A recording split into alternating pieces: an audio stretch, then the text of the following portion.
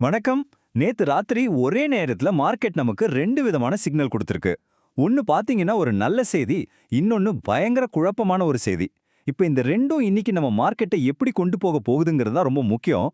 வாங்க என்ன நடந்ததுன்னு விரிவா பார்க்கலாம்.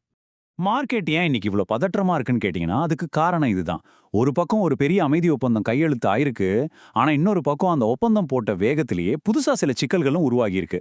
இதனால முதலீட்டாளர்கள் என்ன பண்றதுன்னு தெரியாம ஒரு குழப்பத்துல இருக்கிறாங்க. முதல்ல குளோபலா என்ன நடந்ததுன்னு ஒரு பார்வை பார்த்துடலாம். அமெரிக்காவுக்கும் ஈரானுக்கும் இடையில ஒரு போர் நிறுத்த ஒப்பந்தம் கொண்டு வந்தாங்க.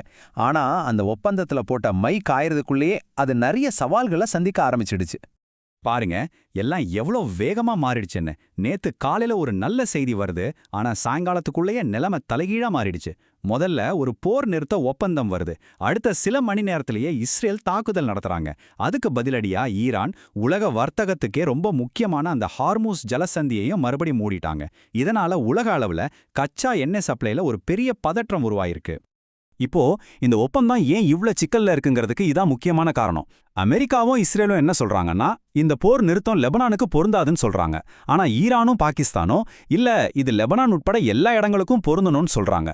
இந்த ஒரு கருத்து வேறுபாடு தான் மொத்த ஒப்பந்தத்தையுமே ரத்து பண்ற நிலைமைக்கு கொண்டு வந்திருக்கு. சரி, இவ்ளோ குழப்பம், இவ்ளோ டென்ஷன், இதுக்கு நடுவுல உலக சந்தைகள் எப்படி ரியாக்ட் பண்ணுச்சு? ரொம்ப ஆச்சரியமான விஷயம் என்னன்னா, மார்க்கெட் இந்த குழப்பத்தை எல்லாம் கண்டுக்காம அந்த போர் நிறுத்த ஒப்பந்தம்ங்கிற நல்ல செய்தியை மட்டும் எடுத்துக்கிட்டு நல்லாவே ஏறுச்சு. அமெரிக்க சந்தையோட வலிமையை பாருங்களேன். டவ் ஜோன்ஸ் ஒரே நாள்ல கிட்டத்தட்ட 2.25% மேலே ஏறி இருக்கு. இது முதலீட்டாளர்கள் ரிஸ்க் எடுக்க தயாரா இருக்காங்கங்கிறத காட்டுது. மார்க்கெட்டோட சென்டிமெண்ட் ரொம்ப பாசிட்டிவா இருக்குன்னு இது தெளிவா சொல்லுது. இன்னொரு முக்கியமான விஷயம் இருக்கு. விக்ஸ், அதாவது பயக்குறியீடுன்னு சொல்லுவாங்க இல்லையா, அது 26ல இருந்து 21 குறைஞ்சிருக்கு. இதுக்கு என்ன அர்த்தம்னா, சந்தையில இருந்த பயமும் அந்த ஒரு நிச்சயமற்ற தன்மையும் நல்லாவே குறைஞ்சிருக்குன்னு அர்த்தம். இதுதாங்க நேத்து நடந்ததிலே மிக முக்கியமான நல்ல செய்தி. கச்சா எண்ணெய் விலை ஒரே நாள்ல 15% வரைக்கும் குறைஞ்சி ஒரு பேரல் $100க்கும் கீழே வந்துடுச்சு. இது உலக பொருளாதாரத்துக்கும் சரி, மார்க்கெட்டுக்கும் சரி ஒரு பெரிய நிம்மதியை கொடுத்திருக்கு. சரி, இப்போ குளோபல் விஷயங்கள்ல இருந்து நம்ம இந்திய சந்தைக்கு வருவோம். உலக செய்திகள் ஒரு பக்கம் இருந்தாலும் நம்ம உள்நாட்டு காரணிகளும் இன்னைக்கு ட்ரேடிங்கை தீர்மானிக்க போகுது. நம்ம ஆர்பிஐயோட லேட்டஸ்ட் ரிப்போர்ட்டை பார்ப்போமே. நம்மளோட ஜிடிபி வளர்ச்சி கணிப்பை 7.4%லிருந்து 7.6% அதிகரிச்சிருக்காங்க. இது ஒரு நல்ல விஷயம். ஆனா பணவீக்கம் தான் இன்னும் ஒரு பெரிய கவலையா இருக்கு. அதுவும் அடுத்த காலாண்டுல இது இன்னும் அதிகமாகும்னு கணிச்சிருக்காங்க. இதுக்கு என்ன அர்த்தம்னா, வட்டி விகித குறைப்பு இப்போதைக்கு நடக்கிறதுக்கு வாய்ப்பு ரொம்ப ரொம்ப கம்மி. இன்னைக்கு மார்க்கெட் முடிஞ்சதும் டிசிஎஸோட 4ஆம் காலாண்டு முடிவுகள் வரப்போகுது. இதுக்காக மார்க்கெட் ரொம்ப ஆவலா காத்துக்கிட்டு இருக்கு.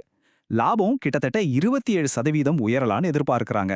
குறிப்பா ஏஐ பிசினஸ் பத்தி அவங்க என்ன சொல்ல போறாங்கன்றது ரொம்ப முக்கியமா பார்க்கப்படுது. இது ஐடி துறை பங்குகள்ல ஒரு பெரிய தாக்கத்தை ஏற்படுத்தலாம். ஓகே, இப்போ இந்த குளோபல் டொமஸ்டிக் நியூஸ் எல்லாத்தையும் சேர்த்து வச்சு பார்த்தா இன்னைக்கு இந்தியன் சந்தை எப்படி ஓபன் ஆகும், என்னென்ன லெவல்ஸை கவனிக்கணும்னு பார்க்கலாம். ட்ரேடர்ஸ் கவனிக்க வேண்டிய முக்கியமான விஷயங்கள் இதோ. கிஃப்ட் நிஃப்டி ஒரு சின்ன கேப் டவுன் ஓப்பனிங்க காட்டுது. வெளிநாட்டு முதலீட்டாளர்கள், அதாவது எஃப்ஐஐஸ், நேத்தும் கிட்டத்தட்ட 2800 கோடிக்கு விற்பனை பண்ணியிருக்காங்க. டெக்னிக்கலா பார்த்தா நிஃப்டிக்கு 23,800 ஒரு முக்கியமான சப்போர்ட்டாகவும் 24,500 ஒரு பெரிய தடையாகவும் இருக்கும். மொத்தத்துல மார்க்கெட்ல ஒரு தற்காலிக நிம்மதி இருந்தாலும் அந்த பதற்றம் இன்னும் முழுசா போகல. சரி, இன்னைக்கு ஓப்பனிங்கை தாண்டி வர்ற நாட்கள்ல நாம எதெல்லாம் தொடர்ந்து கண்காணிக்கணும்னு ஒரு பார்வை பார்க்கலாம். இந்த முழு பகுப்பாய்வோட இறுதியில இந்த ஒரு கேள்வியோட நான் உங்களை விடுறேன். மார்க்கெட் ஒரு தற்காலிக அமைதியை கொண்டாடுது, உண்மைதான். ஆனா உண்மையான பிரச்சனை இன்னும் முடியல. இந்த நிச்சயமற்ற தன்மை சந்தைய அடுத்தது எங்க கொண்டு போக போகுது, நாம பொறுத்திருந்து தான் பார்க்கணும். கடைசியா ஒரு முக்கியமான விஷயம், இங்கே பகிரப்பட்ட தகவல்கள் எல்லாமே கல்வி நோக்கத்துக்காக மட்டும்தான். நீங்க எந்த முதலீட்டு முடிவுகளை எடுக்கிறதுக்கு முன்னாடியும் உங்க நிதி ஆலோசகர்கிட்ட கலந்து பேசி முடிவு பண்ணுங்க. நான் செபியால் அங்கீகரிக்கப்பட்ட ஆலோசகர் கிடையாது. நன்றி.